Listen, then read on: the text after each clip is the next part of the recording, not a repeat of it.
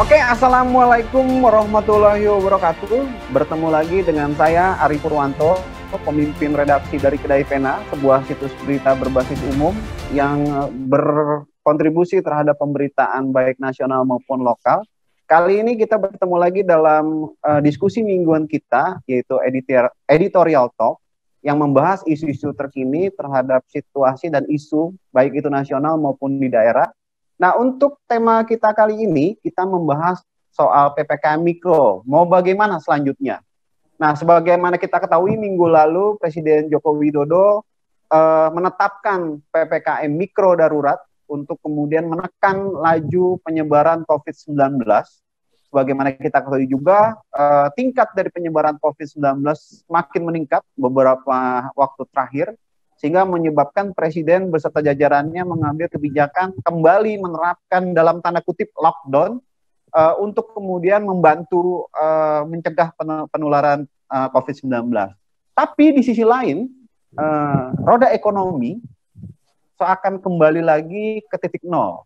Karena apa? Karena kebijakan PPKM Mikro Darurat juga kemudian membuat para pelaku usaha ekonomi kerakyatan maupun ekonomi besar ikut terdampak di dalamnya. Sudah bersama kita kali ini Bapak Hadi Sucipto dari FEB ya Pak ya, Untirta, Universitas Sultan Agung Tirtayasa dari Serang. Lalu kemudian ada Bapak Dodi Prasetya Azhari, Ketua Umum Suara Kreasi Anak Bangsa. Apa kabar Pak Hadi dan Bang Dodi? Alhamdulillah sehat. Alhamdulillah baik ya. Kita akan berbincang soal isu yang terkini, PPKM Mikro Darurat harus seperti apa kita selanjutnya. Satu lagi sebenarnya kita masih punya narasumber dari Komisi 11 DPR RI, ada Bapak Najib Kodratullah dari Komisi 11 DPR RI. Sayangnya dia ada agenda mendadak sehingga kemudian bergabung dengan kita agak telat. Tapi nggak apa-apa, kita akan tetap lanjut saja. Mungkin nanti Pak Najib akan melengkapi di perjalanan diskusi, sehingga kemudian kita mendapatkan sebuah kesimpulan yang komprehensif. Bagaimana kemudian dampak ekonomi ini bisa ditekan meskipun dalam kondisi PPKM Mikro Darurat. Untuk kesempatan pertama, saya persilakan kepada Bapak Hadi Sucipto untuk kemudian menjelaskan bagaimana dampak ekonomi ketika pemerintah memberlakukan PPKM Mikro Darurat. Waktu dan tempat kami persilahkan Pak Hadi Sucipto. Ya, baik. Terima kasih. Assalamualaikum warahmatullahi wabarakatuh. Waalaikumsalam warahmatullahi wabarakatuh. Jadi barangkali Mas Ari ya, jadi kita rakyat Indonesia ini sudah tidak terasa hampir 1,5 tahun lebih ya hidup di tengah pandemik ya. Di tahun Maret awal 2020 barangkali kita merasakan itu sudah mulai muncul lah ya. Nah, kalau kita melihat kondisi pandemi ini kan juga kita tidak hanya melihat Indonesia, tapi bagaimana juga dunia internasional ya, negara-negara apalagi di tempat asalnya Cina juga mengalami ya, kalau kita kaitkan dengan ekonomi ya, ini mengalami semua keterpurukan. Nah, dalam kurun waktu 1 tahun di era tahun 2020 aja, sebelum kita melihat bagaimana evaluasi 1,5 tahun ini, maka terlihat bahwa perekonomian kita mulai terpuruk di triwulan kedua ya.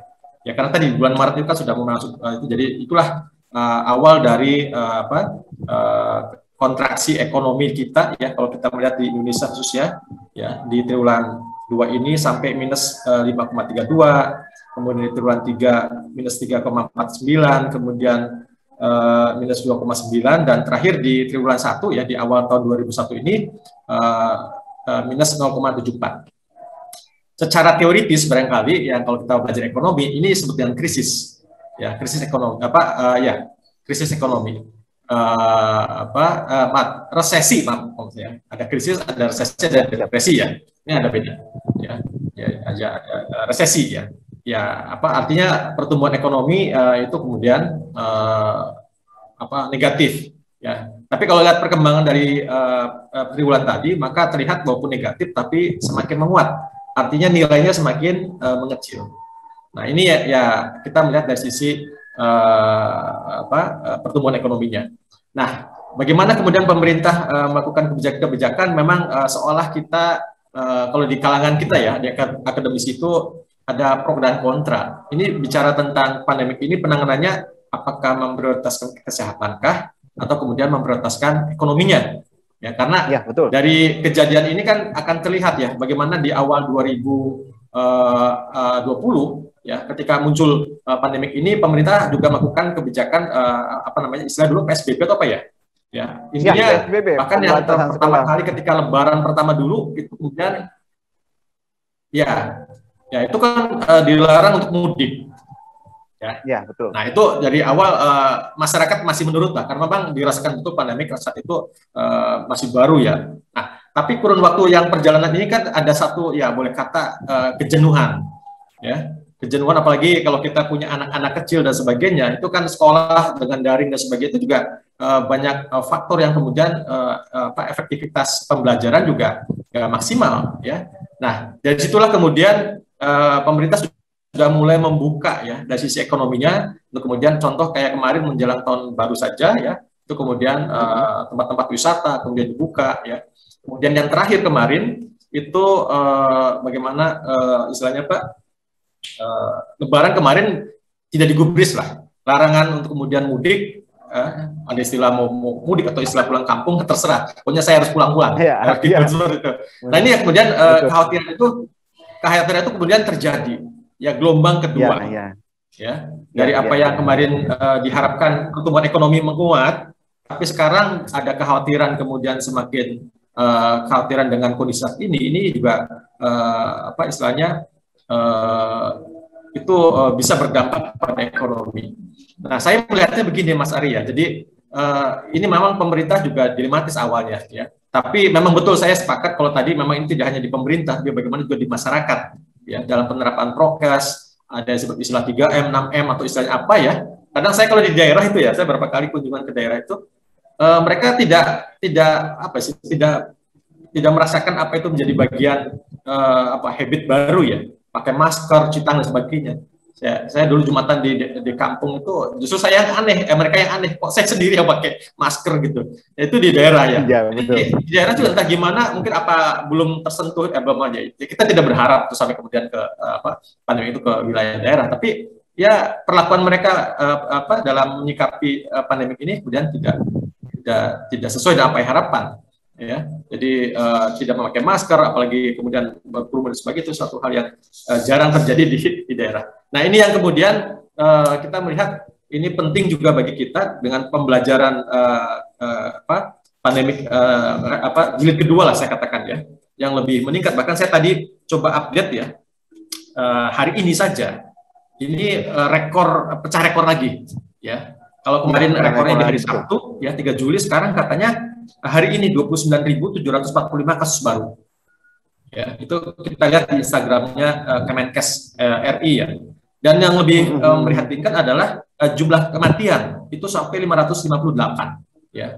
Dan tadi pagi saya katakan di awal itu hampir tiap hari kita buka WA ya.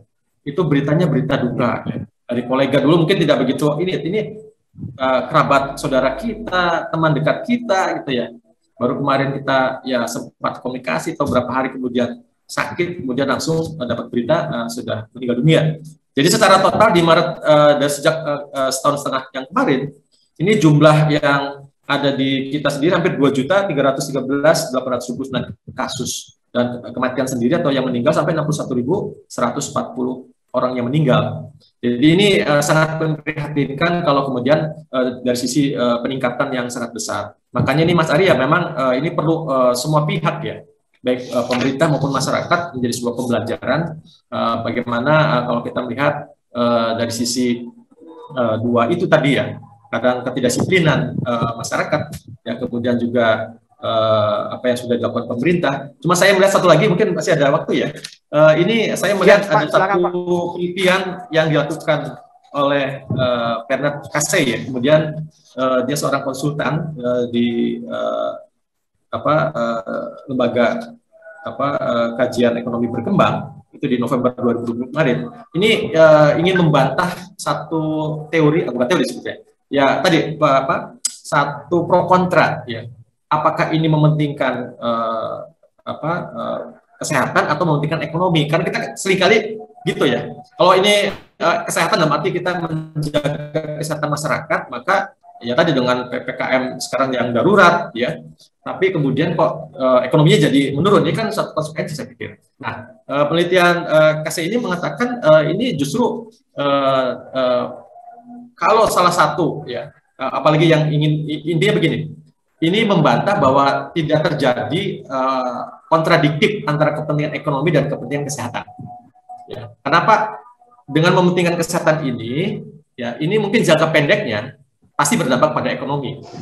Ya, nah, ya betul. Nah, ini kalau kemudian pemerintah atau kemudian masyarakat lebih memperhatikan ke masalah ekonominya, ya. Nah ini yang jadi bola liar lagi, ya. Artinya apa? Ketika ini karena tadi ya kejenuhan masyarakat, kemudian juga ekonomi yang melemah, ingin cepat gitu, ya. Makanya di negara-negara Barat kan lockdown itu ya memang satu hal yang mereka lakukan, tapi memang memiliki konsekuensi kalau di negara besar kita kan dengan rakyat demikian banyak, apakah mampu masyarakat pemerintah mencukupi kebutuhan masyarakat. Nah sehingga ketika ini lepas, ya tidak lebih konsentrasi pada kesehatan, tapi ekonomi dibuka, ya kayak kemarin misalnya tempat hiburan, pariwisata kemudian dibuka. Kemudian kemarin mal-mal, kemudian juga bahkan Sri Mulyani mengatakan ayo belanja. Nah itu kan Tanah Abang dulu saya punya teman awal-awal pandemi itu demikian, mereka lebaran itu ya katakanlah ya boleh dikatakan bangkrut gitu ya. Nah kemarin kan di menjelang lebaran kemarin kan sangat penuh, bahkan kebingungan pemerintah dalam mengatur masyarakat yang akan belanja. Nah ini yang kemudian dampaknya seperti itu. Betul. Jadi ini ingin membantah penelitian dari KSI ini bahwa ya sebetulnya kalau kesehatan itu pemerintah dan masyarakat terus bersabar, itu akan memberikan satu pengaruh ekonomi yang melambat awalnya, tapi kalau itu kemudian diabaikan, ya artinya ekonomi yang kemudian dibuka kerannya, maka justru akan terjadi satu kondisi ya yang kemudian pemerintah justru akan mendapatkan beban lebih besar. Itu tadi jilid keduanya ini. Beban lebih besar, Pak ya. Beban lebih besar dalam hal apa, Pak? Apakah keuangan negara? Ya, pertama dari hal silakan, Pak.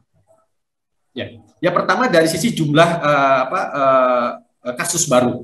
Nah, ini kan otomatis akan memiliki konsekuensi pada pembiayaan. Barusan tadi Bu Sri Mulyani menambah lagi 1,93 triliun ya dampak dari peningkatan ini. Artinya Pak, negara dikuras lagi uangnya yang seharusnya kemarin bisa yang walaupun sudah jor-joran ya habis-habisan lah mengeluarkan untuk kesehatan, kemudian adanya pemulihan ekonomi nasional, program PEN gitu ya. Tapi akhirnya kan seolah tidak berdampak ketika saat ini justru 2 kali lipat lonjakannya misalkan seperti itu.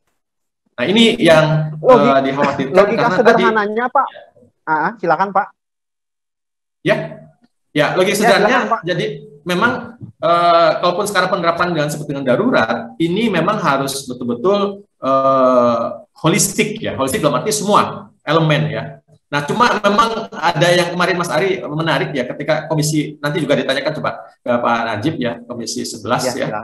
Itu kemarin saya lihat dengar pendapat dengan Menteri kaitan dengan ketika kita dilarang di dalam negeri untuk melakukan mobilisasi, tapi demikian mudahnya ketika orang luar ya, terutama tenaga kerja asing itu masuk. Ya, saya lihat berapa kali di YouTube-nya wawancara itu Cina misalnya sampai tiap malam di Soekarno-Hatta itu dan itu anehnya kenapa perjalanan malam dan itu melakukan pesawat domestik. Kemudian yang menarik yang terakhir kemarin ini kan ada perkembangan sebutnya tuh varian COVID ya. Dulu mungkin hanya sekarang ada alpha, ada beta ya. Ada alpha, ada beta ya, betul. Apa sekarang tuh namanya? Beta betul ya? Delta. Dari India. Delta, Kappa, Pak. Iya, yang dari India Delta. Ada subvariannya Pak, namanya Kappa, Pak. itu juga berbahaya juga. Yang barunya seperti apa ya? Iya. Tapi intinya gini, kenapa ini kok bisa masuk varian itu gitu? Kenapa pintu masuknya itu kemudian tidak ketat di kita? Ya. Ketika India itu sedang terjadi tsunami tahap kemarin ya di bulan April, itu kalau saya lihat beberapa referensi media itu justru masuk hampir 540-an orang India masuk ke kita. Itu kan artinya apa? Pemerintah masih dengan alasan apapun ya, kemudian itu pegawai kerja dengan izin dan sebagainya, saya katakan untuk sementara tutup dulu. Ya sebagaimana ketika Arab Saudi menutup semua yang negara-negara yang berpotensi ya itu memberikan penyebaran COVID yang besar. Nah ini tidak dilakukan dengan alasan tadi ekonomi. ya, entah itu perjanjian Iya, entah apa iya. istilahnya. Jadi ini juga hal yang mungkin istilahnya kontraproduktif ya, atau apa istilahnya kalau saya katakan di beberapa medsos yang sering muncul masuk itu ketidakadilan lah katakan ya. Sementara rakyat dilarang untuk melakukan mobilisasi, mudik dilarang, kemudian semuanya orang asing kemudian dengan dalih investasi dan sebagainya. Nah, masalahnya jaminan untuk kemudian mereka tidak, bahkan kemarin di media itu mengatakan 12 dari 500 itu sudah terkena COVID ya, positif maksudnya. Nah, walaupun karantina apapun saya nggak yakin ya. Karena kemarin juga ada teman saya yang dari luar datang ya, memang betul di karantina, tapi ya di karantina mah sebagai apa ya, bukan istilah walau alam formalitas seperti apa. Nah ini kekhawatiran varian yang dari luar ini. Ya, lip service aja ya Pak ya.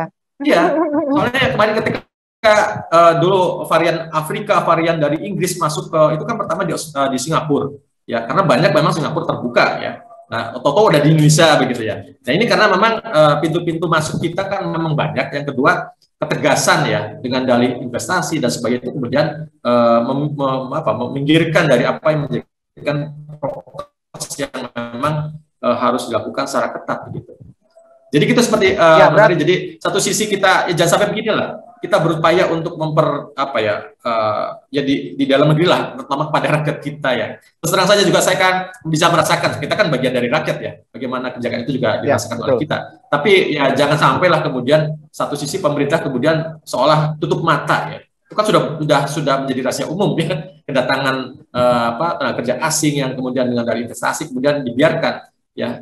Kalau mau ya sebagaimana itu ya, tadi saya juga kenapa tadi Mas kalau dari PAN ya, tadi saya lihat di Rantex itu wakil MPR itu sudah mengatakan pemerintah harus berani menghentikan kedatangan tenaga kerja asing apapun alasannya gitu ya. Ini berani nggak pemerintah melakukan itu untuk sementara ini kan, karena lockdown ini memang juga untuk menghindari varian-varian tadi masuk dari luar yang memang itu notabene bukan dari kita gitu. Jadi udah masuk ke dalam kan ya, sekarang kan katanya dengan varian baru ini lebih cepat ya, lebih ganas. Ini kan jadi lebih hal yang memberikan apa ya istilahnya ruang yang justru kita memobilisasi masyarakat besar, kemudian yang kedua masyarakat juga kita banyak gitu ya. Ya, saya tidak berharap itu kemudian mengikuti apa yang terjadi di India gitu, Mas Arif.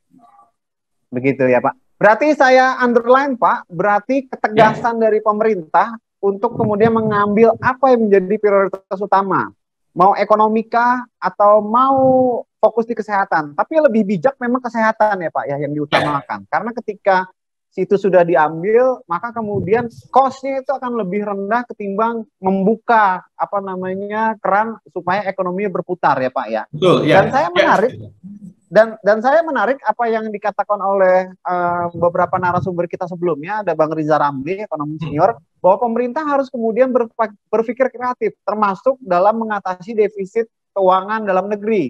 Misalkan dia mengambil contoh bagaimana kemudian dia melakukan moratorium utang ketika menjadi Menko Perekonomian zaman Gus Dur. Atau kemudian menukar utang kita yang sudah tinggi Pak, seperti Ponzi game, itu dengan kemudian kebijakan restrukturisasi hutan, kebijakan restrukturisasi lingkungan, tambang, dan yang lain-lain. Mungkin itu garis bawahnya ya Pak, yang underline-nya ya Pak ya.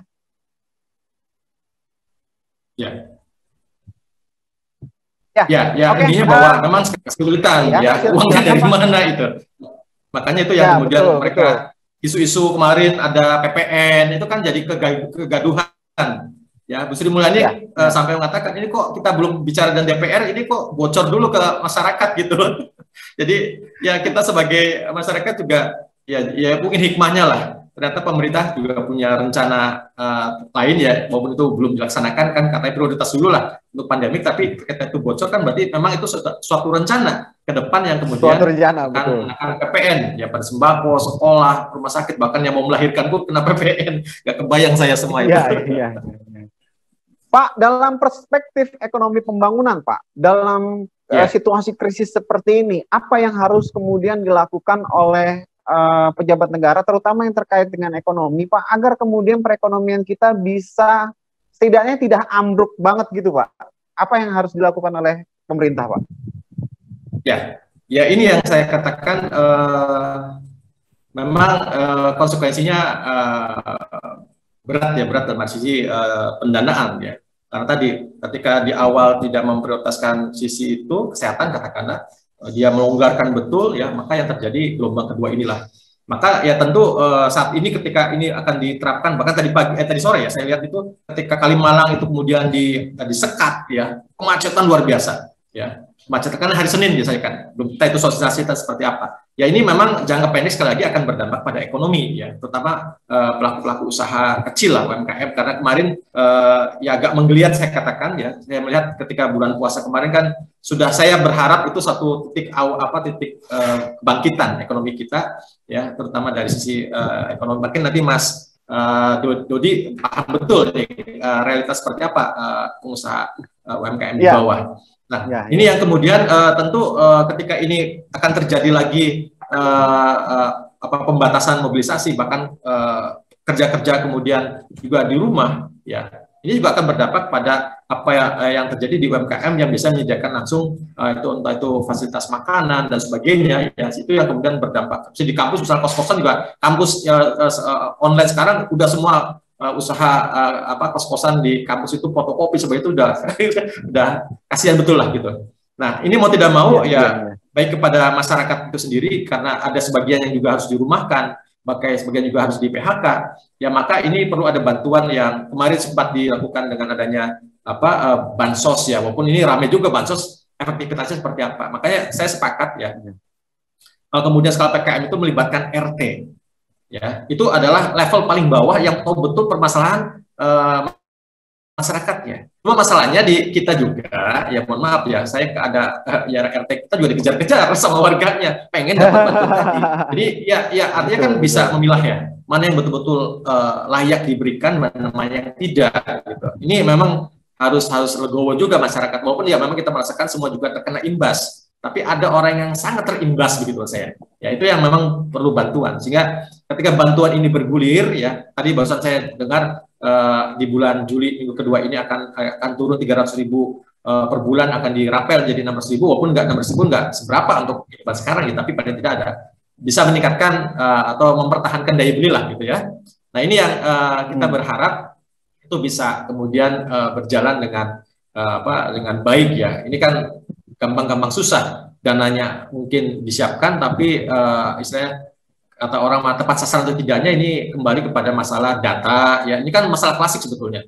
Tapi saya katakan kalau RT itu kemudian diperankan kembali ya, dan ya masyarakat dipahamkan tentang akan kebijakan tersebut, ya mudah-mudahan ini tidak menimbulkan kecemburuan sosial dan sebagainya. Justru ini akan lebih tepat sasaran karena RT lah yang kemudian paling tahu permasalahan warganya begitu. Ya, jadi ini artinya daya beli masyarakat yang kemungkinan akan berturun kembali ini, ya paling tidak pemerintah harus melontarkan kembali untuk bagaimana mereka-mereka yang terimbas ya, itu baik terutama pekerja ya, kemudian usaha ya. Usaha ini kan awalnya ketika kemarin sempat bangkit tapi sekarang lesu kembali ya. Ya tentu mengalami kerugian dan sebagainya. Ini bantuan seperti apa? Tapi saya melihatnya begini, yang Mas Dodi akan bisa menguatkan ya. Nah, sekarang kan di era digital ya.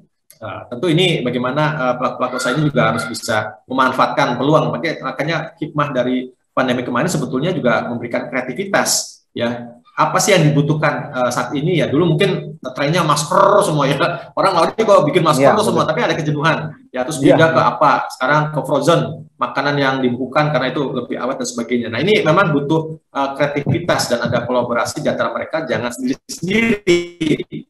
Ya sehingga butuh juga satu media ya. Kayak dulu kan alhamdulillah misalnya di beberapa pemerintah daerah itu kemudian membuat aplikasi-aplikasi yang langsung bersentuhan antara produsen dengan konsumennya. Teman saya di Jogja memotong mata rantai ya. Jadi mereka mau cari misalnya makan butuh apa, ya ada aplikasi dan ada pilihannya, dan itu delivery langsung gitu. Itu juga hal yang memudahkan. Jadi sekarang ketika pembatasan ini, ketika PPKM darurat ini mau tidak mau berdampak pada pembatasan gerak masyarakat, tapi tentu dari sisi ekonomi jangan sampai kemudian ya tadi kreativitas inilah yang dibutuhkan untuk menjembatani ya kebutuhan masyarakat dengan pelaku usahanya gitu. Terutama ini UMKM ini kan dulu memang dikenal sebagai tahan banting dalam krisis karena itu kan tidak import konten ya, tidak mengimpor dari bank. Tapi sekarang kan pandemi ini ya semua level usaha yang termasuk UMKM juga terpuruk gitu. Ya, jadi seperti itu Iya, Mas iya, Ardi. iya. Ya, oke. Untuk sementara tahan dulu, Ya. Pak Hadi. Menarik nih pembahasannya. Kita beralih ke narasumber kedua nih. Ada Bang Dodi Prasetya Azari, Ketua Umum Suara Kreasi Anak Bangsa. Dia juga pernah kemudian menjadi aktivis mahasiswa, menjadi aktivis sosial, ya kan? Yang kemudian sekarang dia menginisiasi sebuah gerakan anak muda tangkal COVID kalau tidak salah. Nanti bisa diceritakan juga. Nah, bagaimana kemudian Bung Dodi ini bisa menjelaskan efektivitas dari PPKM mikro darurat yang sebelumnya sudah kita bahas melibatkan RT dan RW terhadap kemudian sebagai jaring agar ekonomi kerakyatan tidak lumpuh. Silakan waktu dan tempat Bung Dodi Prasetya Azari. Iya, selamat malam. Selamat Assalamualaikum malam Bung warahmatullahi wabarakatuh. Dodi. Waalaikumsalam Ya, warahmatullahi wabarakatuh. menarik tadi apa yang sudah dibahas oleh Pak dosen ya, Pak dosen kita nih dari Untirta ya. Sebelumnya ini mungkin Mas Ari, saya mau coba kasih kabar narasi positif sebelum kita mulai masuk diskusi yang coba bicara soal dalam situasi pandemi ini. Siang tadi atau sore tadi saya mendengar Bapak Koordinator PPKM yang ditunjuk oleh Pak Presiden, Pak Jokowi ini sudah mengabarkan, bahkan dia berani mengungkapkan berdasarkan data yang dimiliki oleh Kemenkes, data sistem New All Record kalau tidak salah yang disingkat dengan NAR, ini Bapak Luhut Binsar Panjaitan berani mengklaim bahwa tingkat kesembuhan pasien COVID di Republik ini itu tinggi. Jadi untuk memulai diskusi saya coba membangun narasi dulu positif bahwa sebenarnya COVID bukan cuma angka yang meninggal atau yang terjangkit, tapi juga kita harus mampu bicara fakta bahwa tingkat kesembuhan COVID juga tinggi sebenarnya di Republik ini. Bahkan menurut data Kemenkes ini tertinggi nomor 2, walaupun masih di bawah Rusia, tapi Indonesia cukup tinggi tingkat kesembuhannya. Nah, kenapa saya bilang penting membangun narasi ini? Karena dari awal tahun 2020, dari mulai wabah COVID masuk ke Indonesia, kalau tidak salah di bulan Februari atau Maret, saya cuma bilang bahwa menghadapi wabah ini kita butuh kerjasama, baik itu pemerintah, unsur masyarakat, pengusaha, ataupun para birokratnya. Nah, ketahanan yang saya maksud soal ketahanan lingkungan atau perisai kesehatan berdasarkan ketahanan lingkungan ini harus mampu memperkuat berbagai macam elemen tadi. Tahun 2020 bulan Maret saya memang berinisiasi mengumpulkan beberapa rekan-rekan muda yang kita namakanlah gerakan muda cegah tangkal atau cekal COVID. Kita membangun narasi-narasi positif, kita juga bersosialisasi, bahkan kita menganggap dan coba mengingatkan kepada para pemerintah, baik itu pemerintah daerah maupun pemerintah kota, bahwa sebenarnya ketahanan lingkungan itu penting. Bahwa mengatasi wabah COVID ini harus dimulai dari unsur terkecil, yaitu RT RW. Walaupun di kebijakan PPKM Mikro, yang sebenarnya menurut saya ini sudah agak telat ya, karena PPKM Mikro ini lahir setelah kebijakan PSBB. Sebenarnya PSBB menurut saya kurang efektif, karena itulah yang akhirnya menimbulkan keresahan, plus ditambah drama-drama pandemi gitu, drama-drama bansos yang dikorupsi dan bla bla bla bla. Ini yang akhirnya tidak pernah selesai. Akhirnya masyarakat dibuat gelisah dan dibuat resah, bahkan cenderung diganggu rasa kepercayaannya terhadap pemerintah. Padahal mengatasi wabah ini butuh kerjasama. Itu menurut saya. Kalau tadi Pak dosen kita dari Untirta bilang bahwa narasi kita ini masih simpang siur. Ada yang berpikir bahwa ekonomi dulu atau kesehatan dulu. Tapi kalau saya jelas panglima perangnya adalah di sini kesehatan. Ekonomi akan menyusul, akan membaik. Problemnya dari awal kita selalu dibenturkan oleh narasi kesehatan atau narasi ekonomi yang akhirnya ini pun berdampak pandemi ini nggak akan selesai. Belum selesai sampai detik ini. Dan akhirnya itu juga berpengaruh sama sektor ekonomi kita.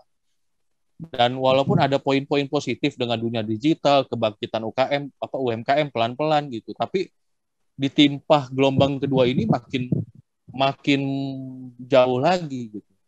Nah, menurut saya kenapa ketahanan lingkungan itu penting, dan saya sepakat dengan tadi pendapat Bapak dosen, eh, apa sebenarnya kita juga nggak perlu ketakutan soal berapa banyak orang yang sudah terpapar COVID gitu. Jadi narasi itu harusnya bukan menjadi narasi ketakutan, karena sesuai dengan prinsip 3T yang dilakukan oleh PPKM, kebijakan PPKM Mikro dari awal bahkan sampai PPKM darurat gitu. Bahkan waktu PPKM Mikro kemarin, Pak Presiden juga sempat dengan gugus tugas meminta membangun posko-posko tiap desa dan kelurahan. Nah, problemnya posko-posko ini yang tidak mampu tersosialisasikan dengan baik cara kinerja, dan para pemerintah dan pemerintah kota tidak mampu merasionalisasikan dengan baik cara-cara kerja posko-posko kesehatan ini. Jadi posko-posko ini harus aktif dalam rangka pencegahan, sosialisasi, bahkan penanganan dan informasi gitu. Karena sesuai dengan kebijakan PPKM itu, kita harus mampu memperkuat 3T. Nah, 3T ini pertama ini testing. Nah, pada saat testing, kalaupun dia terpapar COVID, gitu, ya keduanya harus di-tracking. Dan tracking baru di-treatment dan penerapan. Kalau 3T ini berjalan dari awal Januari 2020 kemarin, dari awal wabah 2020 kemarin, mungkin kita sekarang sudah selesai. Gitu, problemnya. Ya, seperti Singapura ya. Ya, Bung Dot ya. Ya, kurang lebih seperti Singapura. Problemnya pada saat kita melakukan testing, narasi dibangun seolah-olah orang ketakutan untuk memeriksa dirinya, bahkan pada saat dia terjangkit, mereka memilih untuk melakukan isolasi dan perawatan diri masing-masing. Nah, ini pengalaman pribadi mungkin ya, Bung ya.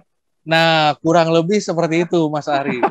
Gitu. Jadi mereka akhirnya memilih karena di luar sana begitu ketakutan, membangun narasi begitu ketakutan. Jadi kalau dari awal kita lebih tenang, lebih tahu bahwa kita sedang dalam situasi perang menghadapi wabah ini, seperti statement Pak Presiden bahwa perang melawan COVID, maka kita harus persiapkan senjatanya. Karena ekonomi menjadi tolak ukur tingkat keberhasilan bahwa COVID ini mampu tidak merusak dan mengganggu infrastruktur tatanan bernegara kita. Nah, betul ekonomi menjadi faktor gitu, tapi dasarnya adalah kesehatan. Panglima perangnya adalah kesehatan. Bahwa posko-posko di tingkat-tingkat RT ini yang harusnya mampu mendata, mensosialisasikan, membangun narasi-narasi positif, dan tersosialisasikan dengan baik. Posko kesehatan RT RW ini mampu berkoordinasi dengan kelurahan, mampu berkoordinasi dengan kecamatan, bahkan sampai ke tingkat provinsi. Sehingga data-data yang tersebar bukan data-data yang berapa yang terpapar COVID, berapa orang yang jumlah orang yang sudah meninggal.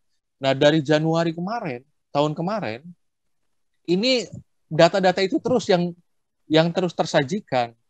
Yang kita lupa bahwa COVID memang ada, secara sains dia ada. Terlepas ada pandangan di luar sana ini adalah elit global atau apalah segala macam gitu. Tapi saya mengakui, kalau saya pribadi, secara sains dia ada. Secara sains virus ini ada, tapi virus ini akan dapat mematikan kalau ada penyakit penyertanya. Nah, problemnya adalah pada saat dia mati atau meninggal, ada seseorang mati atau meninggal, maka langsung dibilang mati gara-gara COVID. Padahal sebenarnya penyakit penyertanya disebutkan juga harus. Nah, narasi-narasi positif komorbidnya harus dibangun. Nah, komorbidnya. Gitu. Nah, ini makanya tadi saya bilang memulai diskusi ini saya coba membangun narasi bahwa Pak Luhut sudah menyatakan statement bahwa berdasarkan data Kemenkes tingkat kesembuhan para penjangkit atau pasien COVID di tanah air ini tuh tinggi. Nah, mudah-mudahan termasuk Bung Dodi yang penyintas juga sembuh dengan treatment yang nggak sulit-sulit amat ya, Bung ya? Ya, gitu. Ya, alhamdulillah saya ini juga boleh juga disampaikan di diskusi ini untuk sekalian menegaskan kalau yang disampaikan Bung Dodi ini bukan omong kosong, tapi pernah dirasakan juga, Bung ya? Ya, kebetulan juga Desember 2020 saya terkena COVID lah, gitu. Alhamdulillah dengan treatment, dengan konsumsi vitamin C, vitamin D dan segala macam, dan begitu pun memperkuat antibodi dan berjemur, itu alhamdulillah semua bisa selesai. Tapi kepanikan ini harus dijaga nih, baik kita, keluarga dan segala macam gitu. Bahwa virus ini menyerang, ada varian baru dan bla bla bla. Sebenarnya kalau itu mampu ditangani, pemerintah tidak dalam tanda kutip tidak telat. Menurut saya, mohon maaf, menurut saya pemerintah agak telat. Walaupun solusi paling tepat adalah PPKM mikro atau PPKM darurat ini karena berbasis komunitas. Problemnya PPKM mikro yang awal berbasis komunitas hanya terbatas, tidak menyeluruh. Nah, sekarang nih kalau PPKM mikro atau PPKM darurat, saya anggapnya PPKM mikro berbasis menyeluruh, walaupun cuma Jawa dan Bali, gitu. Dan saya paham kebijakan Presiden dari awal atau kebijakan Pak Jokowi ataupun pemerintah kita kenapa tidak menerapkan lockdown secara lokal, karena negara kita basis teritorinya sangat rentan, banyak laut dan terpisah. Apabila kita menerapkan lockdown, akhirnya ini mungkin ini berakibat fatal juga buat negara kita. Nah, tapi kalau saya mendukung dari awal lockdown lokal atau mikro lockdown atau yang kita kenal sekarang pembatasan kegiatan masyarakat atau PPKM darurat gitu. Resiko betul, kita terbatas betul, tapi kalau semua dijalani dengan tertib dan peran RT RW ditingkatkan atau peran wilayah ditingkatkan dan kita membangun ketahanan lingkungan. Karena membangun wabah ini kita tidak bisa bergantung sama pemerintah. Pemerintah punya solusi bansos ya, tapi jangan lupa ada drama COVID juga. Drama COVID yang bansos dikorupsi itu kan membangun narasi ketidakpercayaan juga kan? Iya, betul. Nah, drama-drama ini, drama COVID, para pejabat yang ngadain hajatan, padahal rakyat yang nggak boleh hajatan gitu. Terus ada si A yang ikut kondangan, artis-artis mengadain pesta dan segala macam. Ini kan drama-drama COVID yang tidak pernah selesai. Gitu. Menurut saya itu paling Mas Ari. Yang perlu Bung Dodi, ditegasin bahwa posko. Bisa saya. Ya kenapa? Ya silakan Bung, silakan. Ya kalau bisa saya ini bahwa posko-posko ini yang pernah dulu digaungkan oleh gugus tugas. Saya nggak tahu gugus tugas itu masih ada apa enggak gitu. Atau memang sudah dibubarkan. Kalau nggak salah dulu kan sempat ada oleh ketuanya Pak Doni Mardado kalau nggak salah. Ya, Monardo. Itu ya Mardado. Itu mungkin bisa digiatkan lagi, tapi tingkatan posko-posko tingkat desa dan kelurahan yang jelas job desk-nya melakukan pencegahan, sosialisasi, penanganan, bahkan membangun koordinasi sampai ke tingkat pemerintah kota dan provinsi. Gitu. Jadi datanya mereka real. Kayak misalnya sekarang PPKM darurat, vaksin kita sudah pegang. Bahkan kita dapat hibah vaksin dari Jepang. Pertanyaannya kemudian adalah, pada saat disuntik vaksin, terjadi kerumunan nggak? Padahal kita punya puskesmas. Kenapa RT RW tidak melakukan perannya mendata setiap hari warganya siapa yang vaksin sehingga tidak terjadi penumpukan? Judul vaksin massal itu nanti di kemudian hari, mohon maaf sekali lagi, saya khawatir nanti akan ada klaster vaksin. Karena terjadi penumpukan. Karena minat masyarakat sembuh itu tinggi gitu. Iya, gitu. Betul. Sedangkan ini yang harus dipahami bahwa RT RW harus mendata warganya, hari ini siapa yang mau divaksin, besok siapa, yang umur 18 siapa, yang umur 12 sampai 17 siapa, lalu dilakukan vaksin. Bahkan kalau perlu, para dinas kesehatan tingkat pemerintah kota jemput bola ke tingkat RT RW. Sorry, kita pernah melibatkan RT RW pada saat pemilu atau pilkada. Kenapa pada saat menangani wabah ini RT RW nggak bisa dilibatkan? Gitu. Waktu pemilu pilkada ada PPS. Seberapa yakin kemudian efektivitas pelibatan RT dan RW dalam kemudian penanganan COVID? Seperti kita ketahui di beberapa daerah, terutama daerah perbatasan, itu kemudian jarang sekali kemudian saya lihat ada kemudian posko berbasis RT, RW, lingkungan yang kemudian ikut terjun langsung dalam penanganan COVID. Kecuali ketika ada anggarannya. Artinya apa? Artinya kemudian masyarakat bahkan untuk tingkatan RT, RW sekalipun mereka hanya bergerak ketika ada dalam tanda kutip uang lelahnya, Bung Dodi. Bagaimana Bung Dodi menanggapi? Ini mungkin fenomena yang terjadi ya. Kalau tadi Mas Ari bilang itu mungkin fenomena atau fakta yang terjadi di lapangan. Bahwa ada karakter-karakter masyarakat kita yang memang tergerak kalau memang ada kompensasi yang diberikan. Nah, pertanyaannya adalah pada saat itu di lingkup terkecil RT gitu, ataupun lingkup naik sedikit adalah RW, mereka itu punya uang kas. Tingkat RT sama RW itu punya uang kas rutin yang mereka bayar setiap bulannya untuk keamanan, untuk kebersihan atau sampah, bahkan untuk dana yang tak terduga. Sebenarnya uang itu juga bisa digiatkan, bahkan terjadi gotong royong dalam tanda kutip, misalnya dibuat dapur umum apabila di wilayah itu ada yang terjangkit lebih dari 5 orang atau 5 keluarga atau 5 rumah, dibuat dapur umum. Nah, problemnya itu yang tidak ada. Fenomena wabah COVID pertama kali, kita mengenal COVID sebagai aib. Masyarakat kita mengenal COVID sebagai aib. Gitu. Nah, ini yang narasi ini yang nggak bisa dijelaskan kepada masyarakat. Gitu. Harusnya itu bukan aib, tapi harus justru itulah dasar kita atau menjadi alasan kita untuk bergotong royong bersama. Membangun dapur-dapur umum tingkat kecil atau tingkat lokal RT dan RW. Dan rasanya nggak sulit, karena ya RT RW punya kekuatan lebih. Dia punya ibu PKK, dia punya posyandu, bahkan dia punya karang taruna. Gitu. Kalau ini semua diaktifkan dan dinyalakan mesin-mesinnya, rasanya COVID ini bisa lebih reda, lebih cepat. Gitu. Paling gitu, Mas Ari. Ya, Bung, tadi di awal diskusi dengan Pak Hadi kita juga sempat menyinggung bagaimana kemudian pertumbuhan ekonomi yang drop bahkan sampai minus di tahun 2020 dan di kuartal pertama 2021. Bagaimana kemudian PPKM Mikro bisa menjawab tantangan untuk meningkatkan, minimal untuk bertahan, mempertahankan roda ekonomi masyarakat di tingkat bawah, di tingkat RT dan RW, kemudian bisa menjaga ketahanannya. Bagaimana PPKM Mikro Darurat ini bisa menjelaskan sampai sedetail itu, Bung Dodi? Nah, kalau soal itu kan bicara ekonomi, maka bicara kegiatan masyarakat. Karena pembatasan yang hari ini, menurut saya ini agak walaupun saya juga sepakat dengan PPKM darurat, tapi ini maksudnya mungkin agak reaksioner ya, karena menurut saya telat sebenarnya, gitu. Tapi pada saat kegiatan ini berjalan dengan kebijakan kemarin WFO, WFH, bahkan 50% WFH, bahkan 50% WFO, sebenarnya tidak akan ada yang dirugikan. Bahkan sektor-sektor pada saat mereka di rumah, fenomena yang terjadi di masyarakat kita tuh juga lucu, Mas Ari. Bahwa mereka sibuk berbelanja online, berulang kali GoFood dan Gojek itu hadir. Ini kan membangkitkan sektor-sektor ekonomi yang kecil justru. Nah, fenomena ini yang nggak mampu dilihat, yang nggak mampu disentuh.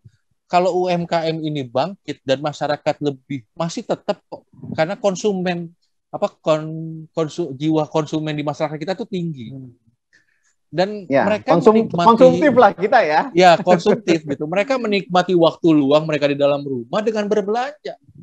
Bahkan di beberapa daerah bolak-balik gitu yang namanya GoFood, GoSend gitu. Yang dari Shopee segala macam itu bolak-balik gitu. Dan sebenarnya di tingkat kita, mohon maaf karena kebijakan juga kemarin, kalau mungkin kita juga sama-sama tahu, tidak ada pengurangan gaji, pengurangan karyawan mungkin iya terjadi di awal-awal pandemi. Tapi bagi mereka yang tetap bekerja, tidak ada pengurangan gaji. Nah, sebenarnya kan mereka punya logistik lebih untuk membiayai hidupnya selama WFH dan WFO. Nah, kalau roda ini berputar, kalau tadi kata Pak dosen, sebenarnya ini butuh kreativitas kita untuk membangkitkan sektor ekonomi menengah dan kecil. Dan jangan lupa 9798 juga kita awalnya dari krisis ekonomi. Tapi juga jangan lupa bahwa faktanya Malaysia lebih dulu bangkit dari krisis dibanding negara kita karena mereka menguatkan ekonomi berbasis UMKM. Bahkan dan tidak terjerat IMF ya, Bung ya. Dan tidak ngutang. Itu yang paling tidak penting. Tidak ngutang. Iya. Jadi gitu, saya garis bawahi. Ya, yang saya garis bawahi adalah PPKM Mikro Darurat juga tetap bisa membuat perekonomian kita bangkit melalui sektor-sektor ekonomi kerakyatan.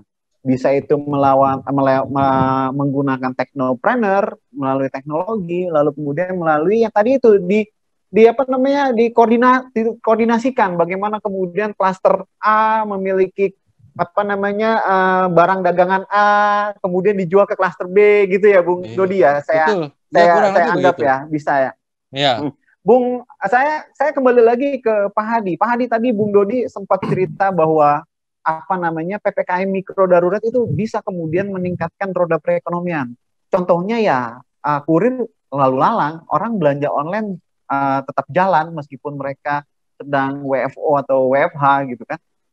Apa yang kemudian bisa dijelaskan dalam situasi seperti ini? Kenapa kemudian ketika kita bicara statistik, apa namanya ekonomi kita tetap di bawah minus? Bung Hadi, silakan Pak Hadi, mohon maaf.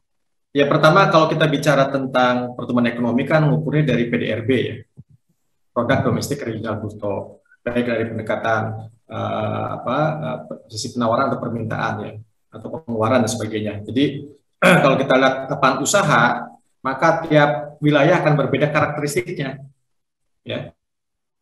Akan tergantung pada istilahnya sektor unggulan lah, boleh dikata seperti itu. Misalnya Banten kalau untuk provinsi pasti masih unggul 33% di sektor industri, ya. Nah, industri Banten itu kan disumbang oleh industri besar, ya, seperti yang di Cilegon ya. Iya. Krakatau Steel dan kawan-kawannya ya. Steel, ada Chandra Asri kan gitu. Dia mainnya kan main antar negara ekspor. Jadi ketika negara lain lesu, maka otomatis produksi juga tidak maksimal ya. Sehingga ya dalam pencatatan itu sehingga kemudian istilahnya menurun ya. Nah, ya kalau kota Serang itu kalau sebagai kota saya kebetulan sedangkan di PDRB bulanan itu di sektor perdagangan gitu. Ya, jadi masing-masing akan berbeda karakteristiknya. Misalnya di Pandeglang, Lebak itu wilayah selatan ya pasti pertanian begitu seperti itu. Nah, sehingga nanti dari sisi dominasi leading sektor itulah yang kemudian dia akan memberikan kontribusi berapa persen. Artinya apa? Selama sektor itu kemudian terpuruk, ya maka ada sektor-sektor lain. Sekarang kan yang sedang masih booming kan informasi dan komunikasi ya, karena daring ini kan kebutuhan akan internet ya, dan sebagainya itu pulsa dan sebagainya itu naik ya.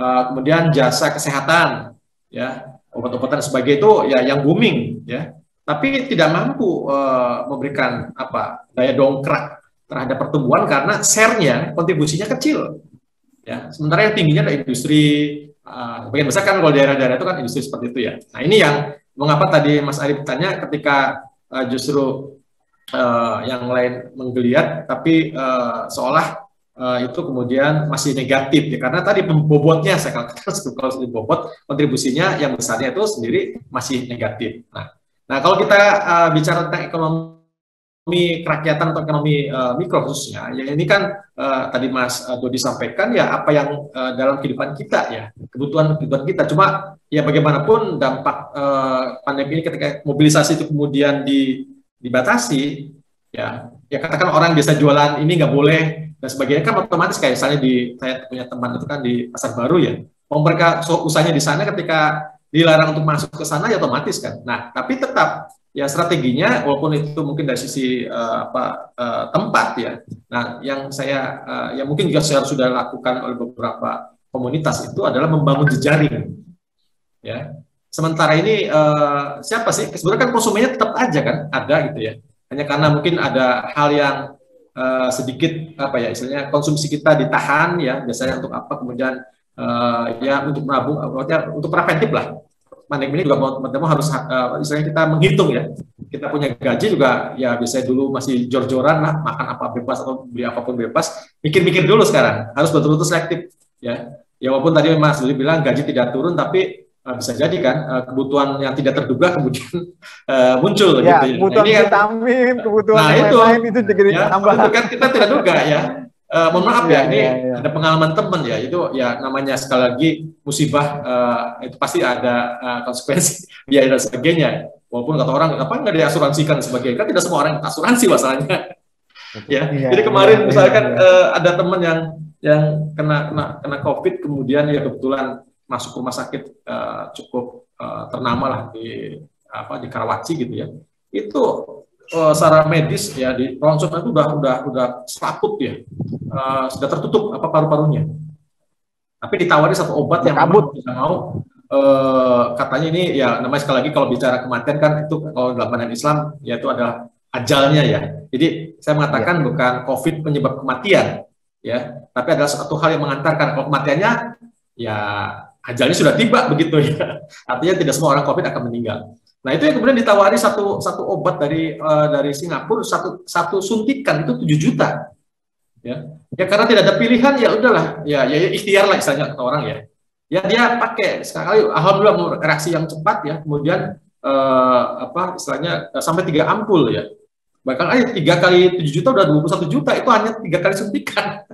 Ya tidak semua orang tahu ya, kan rumah sakit juga ini kan hanya tawaran ya, tapi yang bisa ini kan orang yang punya dana yang maksud saya begitu. Nah ini artinya apa ya, memang bicara tentang kesehatan juga satu ya, kalau bicara itu ada satu anugerah ya, tapi ketika sedang sakit ya satu, kalau dalam pandangan akidah kita tentu satu ujian. Ya ikhtiarnya kita sembuh, tapi juga ikhtiarnya adalah kita berobat kan begitu. Jadi ya itulah yang saya katakan tadi, dalam kita memanage keuangan saat ini juga saya pikir akan lebih berhati-hati ya. Artinya ya saya pribadi lakukan itu gitu ya. Mana yang kira-kira butuh dan sebagainya, ya walaupun kadang-kadang ya perlu juga kita rekreasi, kita juga istilah makan di luar dan sebagainya gitu. Nah ini ya saya pikir, nah itu ya sehingga kreativitas tadi yang Mas Dodi sampaikan, bagaimana untuk kemudian membangun jejaring, ya kemudian jejaring ini juga kan harus dibangun dengan satu perangkat ya. Sekarang seperti era digital lah, ya makanya memang handphone itu semuanya ada di satu ini ya. Mau pilih apa mau apa, makanya saya kalau misalnya ada yang baru dan sebagainya, nyoba masakan baru. Nah ini yang saya katakan kreativitas dalam mencari peluang dari kalau mereka mungkin bisnisnya apa, mungkin kan namanya bisnis itu selalu ada istilahnya fluktuasinya ya ada istilahnya kalau dulu boomingnya kemudian sudah mulai jenuh nah ini yang memang harus selalu ada ya. Saya pikir makanya komunitas-komunitas anak-anak muda itu yang istilahnya milenial itu memang jadi ujung tombak ya, bagaimana mereka ya sekarang ada rasa yang kuliah itu kan dibangun jiwa entrepreneur ya oleh dosennya, bagaimana misalnya mata kuliah itu mampu menciptakan satu produk yang itu bisa memberikan nilai tambah ya, paling tidak untuk mereka tidak hanya mengandalkan jajan dari orang tua dan sebagainya. Ini kan sudah dibangun satu mental untuk istilahnya berwirausaha seperti itu. Ya wirausaha bukan masalah usaha jualan sebetulnya. Apapun inovasinya, seorang dokter, seorang dosen, ya, seorang pelaku media dan sebagainya kan wirausaha juga entrepreneurship itu memang satu hal yang juga harus ada begitu ya.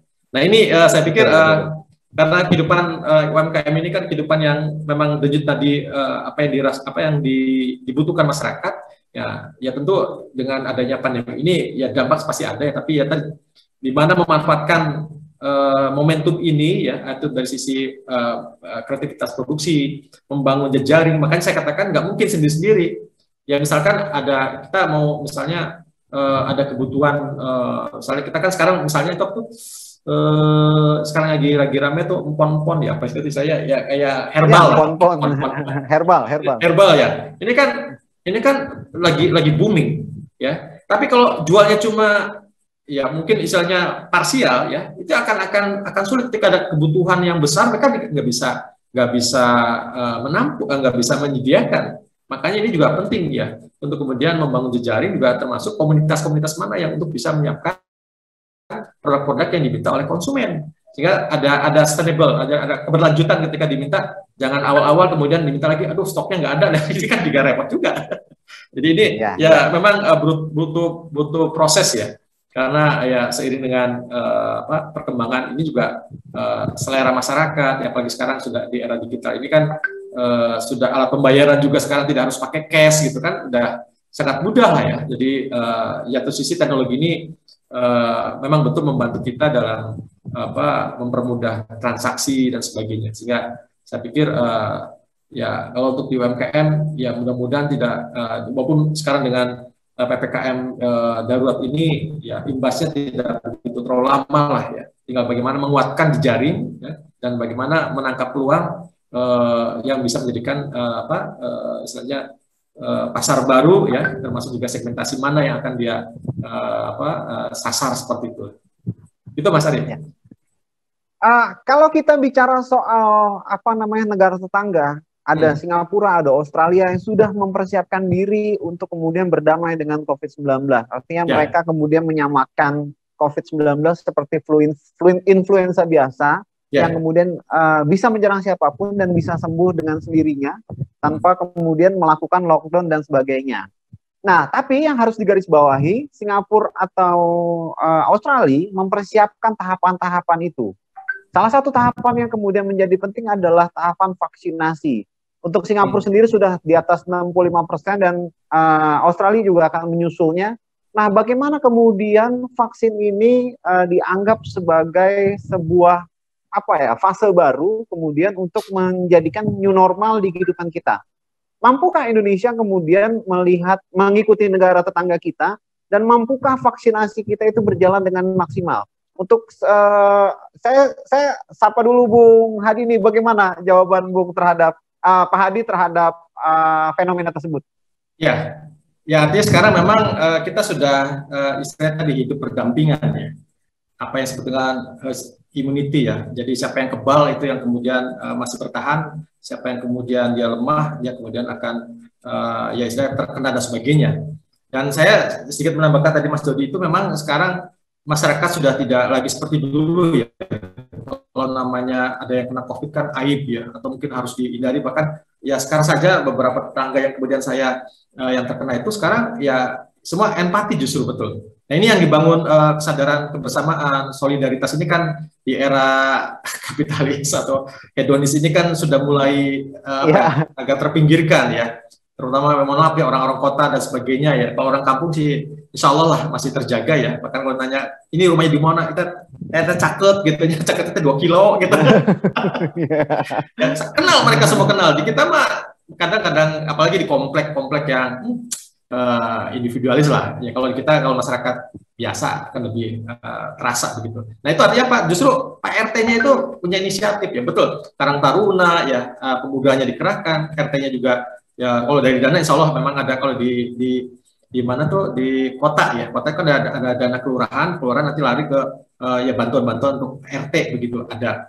Ya, nah ini tinggal membangun solidaritas kebersamaan sehingga ketika ada tetangga ada yang kena justru menanyakan siapa yang mau iuran, siapa yang mau bukan iuran, namanya itu membantu. Ada yang ngasih pisang, ada yang ngasih telur, dan sebagainya. Nanti ditimpa di depan gitu. Dah gitu, gantian aja. Jadi sekarang memang tidak seperti dulu. Dulu kan ada yang kena COVID disingkirkan atau mungkin ya ketakutan memang awal-awal begitu ya. Datang pakai awal-awal saya ingat tuh di komplek tuh ada yang datang pakai ambulan yang malam-malam kan mengerikan juga ya, pakai baju OPD begitu ya. OPD ya. Iya. Ngeri gitu. Kita udah mungkin Mas Dodi ngerasakan lagi. Ya, jadi seperti itu. Nah sekarang karena sudah hidup berdampingan. Nah kembali kepada vaksin ya, karena memang jumlah kita 270 juta ya, Mas ini juga tidak gampang ya dari penyediaan, dan kita sendiri sebetulnya ya masih mengandalkan juga dari import ya. Padahal kita kan punya BUMN ya yang di Bandung itu Pak, yang khusus untuk vaksin-vaksin itu yang itu ya harusnya sisi itu juga mampu, tapi akhirnya ya tetap aja bahan dasarnya dari Sinovac, kemudian kemarin Moderna ya. Jadi sekarang juga ada bantuan dari Jepang, kemudian dari negara-negara maju ya. Mau kita harus terima lah daripada kita gengsi-gengsian saya katakan ya, karena kondisi meminta itu cepat ya. Cuma masalahnya gini Mas Ari dan Mas Dodi ya, ini ya berkembang di masyarakat. Memang itu narasi positivisme itu memang optimisme penting ya. Nah ya sekarang yang dipertanyakan oleh masyarakat ketika walaupun vaksin sekarang sudah mulai gratis ya, bahkan kemarin lewat beberapa aplikasi ya, jaringan ya itu, kemudian bahkan kemarin ada provider dari tertentu ya, kemudian menawarkan siapa daftar, yang penting ada nik dan sebagainya. Nah yang menjadi masyarakat ya ini untuk membangun kepercayaan ya tadi yang di COVID saja katanya kena gitu. Efektivitas COVID itu seperti apa? Walaupun ya ini harus dibangun satu literasi, kesadaran ya, bahwa ya paling tidak antibodi kita. Bahkan ya memang ya itu kan suatu proses edukasi masyarakat ya. Bagaimana juga masyarakat ya, kita kan kadang lebih terpengaruh oleh hoax ya. Media itu cepat tanpa melihat sumbernya dari mana, apakah betul tidak, karena ya gimana hati ya, apa cocok langsung sebar gitu ya langsung. Walaupun sekarang kan undang-undang ITE kadang langsung ketangkap dan sebagainya. Ya ini sisi lain lah. Nah ini juga vaksinasi ya memang bagian dari upaya pemerintah termasuk dalam memberikan jaminan kesehatan masyarakat ya. Sekarang kan sudah mulai tidak lagi saya kalau kemarin tuh dibatasi. Ya saya juga kebetulan di kampus dapat jatah tapi istri dan anak belum ya. Nah ini juga saya pikir lagi ketika sekarang aturan keluar dengan PPKM darurat ini kita mau keluar ya. Nah, ini kan banyak saudara yang pada mau nikah ya. Waduh ini vaksinasi kalau nggak bawa katanya nggak boleh. Pertama kalau tes antigen dan sebagainya sih oke, tapi ada sudah divaksin. Nah, masalahnya kan kesempatannya kapan? Nah ini makanya saya sepakat kalau kemudian komunitas lebih kecil itu ya kenapa RT atau mungkin jemput bola saya sepakat sekali supaya masyarakat tidak datang ya tugas datang ke ya kayak ini aja lah kayak posyandu gitu ya. Memang bergantian gitu nanti siapa. Tapi RT kan sebenarnya kalau di RT kan jumlahnya juga nggak nyampe 100 lebih ya.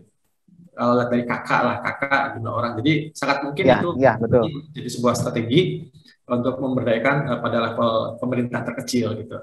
Jadi memang ini vaksinasi butuh satu edukasi untuk menyadarkan masyarakat ya. Jadi sekarang tuh, tapi jangan juga jadi sekarang itu jadi kendala mereka yang mau kemana jadi nggak bisa gara-gara belum divaksin, sementara akses vaksinnya sendiri juga belum merata maksud saya, apalagi di daerah ya. Di kota mungkin oke lah cepat gitu ya, puskesmas dan sebagainya, tapi kalau di daerah kan belum semuanya itu, apalagi juga dari sisi fasilitas kesehatan dan sebagainya. Jadi ini penting juga ya, mungkin secara bertahap lah saya pikir itu perlu dilakukan, sehingga ya masalahnya tadi bedanya dengan barat itu karena barat memang jumlah secara wilayah juga tidak besar, apalagi Singapura ya sekecil itu kan lebih kecil daripada Pulau Bali ya. Kemudian yang kedua jumlah masyarakatnya, dan memang salah satu hal yang penting di luar itu adalah attitude ya, sikap ya. Jadi mereka paham tentang ini bahwa suatu hal yang akan memberikan satu efek ya, penjagaan, tapi kan kita kan kadang lebih kental pada sugesti lah gitu ya misalnya apa gitu. Jadi apalagi kalau misalnya berarti ya misalnya di Banten nih, Banten kan ini penting juga nih keberadaan para kiai-kiai gitu ya. Wah kalau kiainya kata ya semuanya akan A semua gitu. Loh kalau kiainya malah tidak boleh vaksin, haram sebagainya. Wah ya semuanya juga akan gitu bisa. Nah artinya ini ya tadi influencer sesungguhnya ya. Itu ulama itu Pak, tokoh agama. Simbol-simbol masyarakat ini juga penting. Tokoh-tokoh masyarakat juga penting ya. Kalau di Banten memang ini masih daerah pesantren gitu, banyak pesantren, bahkan Pasar Serikat juga masih betul ketaatan samikna wa ta'na pada kiainya itu. Ini bagian dari bagian untuk sosialisasi tadi. Itu Mas Adi. Gitu. Berarti underline-nya berarti percaya bahwa kemudian vaksin ini bisa kemudian menjadi doping dalam tanda kutip dan kemudian bisa meningkatkan roda perekonomian. Karena yang fokus dulu harus kesehatan ya Pak Hadi ya.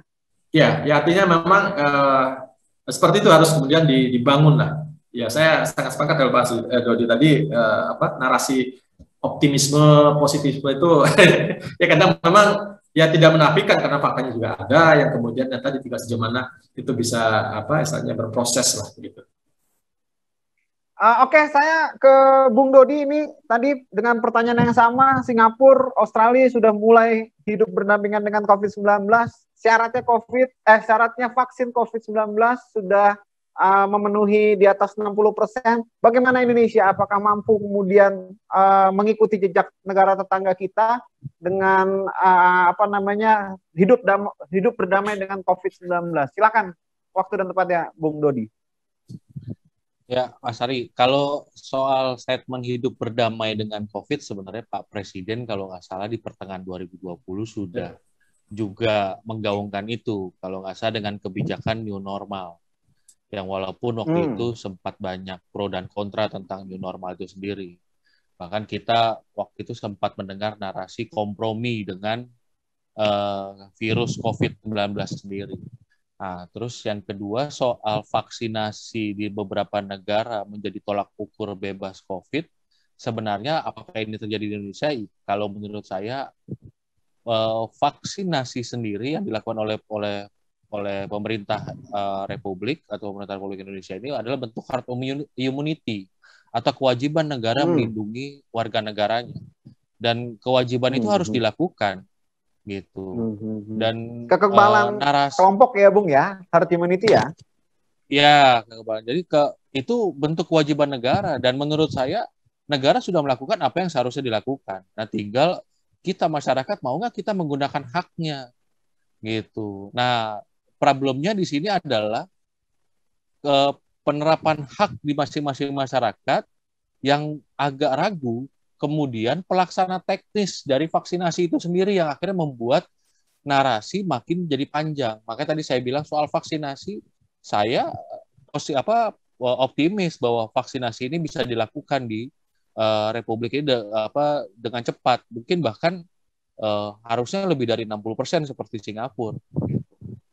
Nah, cuman problemnya adalah kadang-kadang uniknya di negara kita nih, kebijakan tidak dibarengi dengan juklak atau petunjuk pelaksanaannya gitu. Kadang-kadang mereka di bawah ini memainkan atau membangun teknis pelaksanaannya berbeda-beda, dan ini akhirnya menjadi drama-drama baru pandemi COVID sendiri. Ada kerumunan dan bla bla bla ya, akhirnya membangun narasi orang menjadi ragu dan akhirnya tidak percaya dengan kebijakan itu sendiri. Karena menurut saya vaksinasi itu kewajiban dan negara sudah melakukan kewajibannya. Nah, ini harusnya kita support gitu, bahwa negara hadir di pandemi ini. Problemnya adalah apakah ini telat atau tidak. Nah, kalau tadi saya bilang ini mungkin telat. Tadi kalau dibilang pembicara sebelumnya atau Pak dosen bahwa kita nih punya, sebenarnya kita bisa buka. Nah, ya saya juga harusnya berkeinginan bahwa kita sudah bisa punya vaksin Nusantara dari kemarin-kemarin, karena bukan mantan Menkes kita kan Pak Terawan juga sudah menggaungkan itu dari awal 2021 kemarin. Tapi faktanya hari ini seperti apa ya saya nggak tahu. Kabarnya kan uji klinis yang ketiganya ditolak oleh DPR. Nah, itu yang saya entah benar entah enggak, saya juga kurang paham tuh Mas Ari. Nah, tapi intinya bahwa kebijakan, saya ngeliat kebijakan pemerintah ini memang agak rem gas gitu. Jadi ngerem ntar ngegas, ntar ngerem ntar ngegas, itu wajar gitu. Karena memang tadi saya bilang yang tadi saya bilang, kalau bicara tentang ekonomi bahwa kita akan ganggu kesehatan. Kalau kita bicara kesehatan, maka yang terganggu sektor ekonominya. Nah, ini yang tidak kelar. Kalau tadi saya bilang kenapa kebijakan PPKM ini agak telat, karena kalau seandainya ini diterapkan di awal gitu dengan narasi yang penuh optimisme, mungkin krisis yang terjadi ini hampir mirip dengan krisis 98. Krisis ekonominya loh. Krisis ekonomi mirip dengan krisis ekonomi 98. Nah, faktanya yang sekarang terjadi, krisis ekonomi kita, kalau tadi Mas Ari bilang bahwa ekonominya nggak naik, karena yang terserang akhirnya adalah UMKM-nya. Gitu. Karena terlalu lama ini. Jadi UMKM yang dibatasi, ABC, dan segala macam. Sedangkan UMKM itu ada warteg, ya kan, terus ada pedagang yang akhirnya dibatasi jualan mereka, ada tukang cilok, ada tukang somai dan nggak boleh makan gitu. Nah, itu kan UMKM sebenarnya. Nah, akhirnya krisis ekonomi ini malah sekarang saya lihat malah menyerang yang UMKM. Industri-industri mungkin sudah mulai beradaptasi dengan WFO, WFA dan segala macam. Di awal-awal saja mereka agak kaget gitu. Sudah setahun setengah ini mereka sudah mulai beradaptasi. Justru yang dari awal sampai sekarang yang kena imbasnya justru UMKM. Nah, UMKM ini yang nggak mampu bangkit dan agak lama bangkitnya karena tadi pembatasannya sektor yang mempengaruhi UMKM gitu. Walaupun sektor kuliner, pariwisata dan segala macam juga dilakukan pembatasan karena pariwisata itu kan juga sektor-sektor atau lini-lini UMKM-nya juga banyak gitu. Yang pedagang merchandise dan segala macam gitu. Ini kan ini yang sebenarnya yang kena imbasnya. Gitu. Nah, jadi krisis ekonomi 98 kalau pandangan saya berbeda dengan krisis ekonomi hari ini.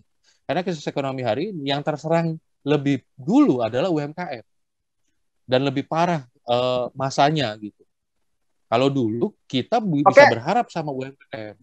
Gitu Mas Ari. Ya, Berarti tetap harus optimis ya, Bung Dodi ya, di tengah pandemi ini ya. Terutama yang tadi Bung Dodi bilang bahwa PPKM Mikro ini berbasis masyarakat. Mudah-mudahan masyarakat kita bisa sekali lagi membuktikan bahwa kita bisa bergotong royong untuk kemudian keluar dari krisis, baik itu krisis COVID maupun krisis ekonomi ya, Bung ya. Ya, harus. Oke, saya kira penjelasannya cukup detail dari Bung Dodi dan Pak Hadi Sucipto. Terima kasih atas kehadirannya di diskusi editorial talk Daipena. Kita akan terus kemudian melakukan diskusi sejenis untuk kemudian memberikan pencerahan kepada masyarakat, baik publik, pemerintah, pengambil kebijakan, dan yang lain-lain, agar kemudian suara-suara seperti yang diserukan tadi di Bung Dodi atau Pak Hadi ini bisa terdengar langsung oleh masyarakat dan bisa menjadi sebuah kebijakan konkret yang bisa membantu masyarakat. Saya kira cukup demikian diskusi kita kali ini. Terima kasih sekali lagi saya haturkan kepada para narasumber yang yang bisa hadir untuk kita kali ini. Saya dapat kabar tadi Pak Najib masih rapat dengan Pak Ketum. Jadi belum bisa untuk bergabung. Dia menyampaikan mohon maaf kepada narasumber lain yang sudah hadir. Saya kira diskusi kita saya tutup. Wabillahi taufik wal hidayah. Wassalamualaikum warahmatullahi wabarakatuh. Terima kasih Bung Dodi, terima kasih Pak Hadi. Terima kasih Mas Ari, Pak Hadi, terima kasih. Mas Ari.